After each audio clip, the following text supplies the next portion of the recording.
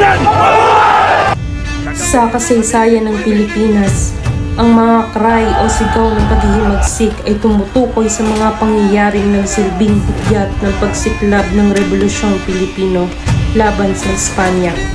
Kabilang dito ang Cry of Balintawak at Cry of Pugatlawin, kung saan pinunit ng mga Katipunero ang kanilang sedula sa pamumuno ni Andres Bonifacio. Isa sa mga lugar na binanggit sa ilang salaysay, gaya ng isinulat ni Santiago Alvarez, ay ang Cry of Bahay Toro. Bago natin talakayin ang Cry of Bahay Toro, mahalagang kilalanin muna natin kung sino si Santiago Alvarez.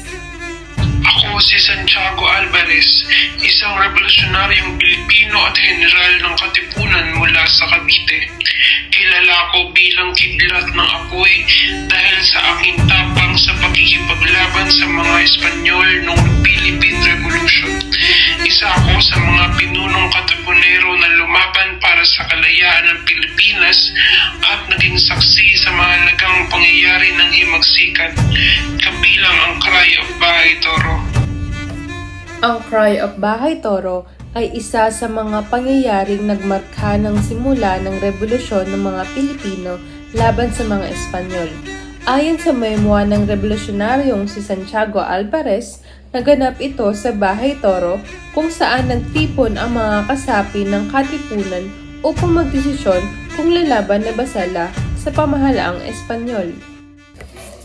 Ayon sa salaysay ni Santiago Alvarez, naganap ang pagtitipon noong ika-23 ng Agosto, 1886 na taon. Maaga pa lamang, bandang alas 10 ng umaga, nagtipon ang mga Katipunero sa kamalig ni Melchora Aquino sa lugar na tinatawag na Sampalukan sa baryo ng Bahay Toro. Humigit kumulang 500 Katipunero ang dumating upang makiisa kay Andres Bonifacio at sa iba pang pinuno ng Katipunan.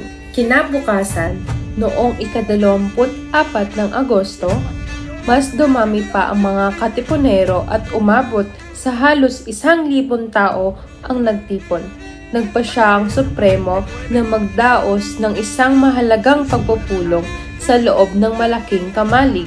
Sa ilalim ng kanyang pamumuno, nagsimula ang pagpupulong bandang alas 10 ng umaga upang pag-usapan ang kanilang susunod na hakbang laban sa pamahalang Espanyol.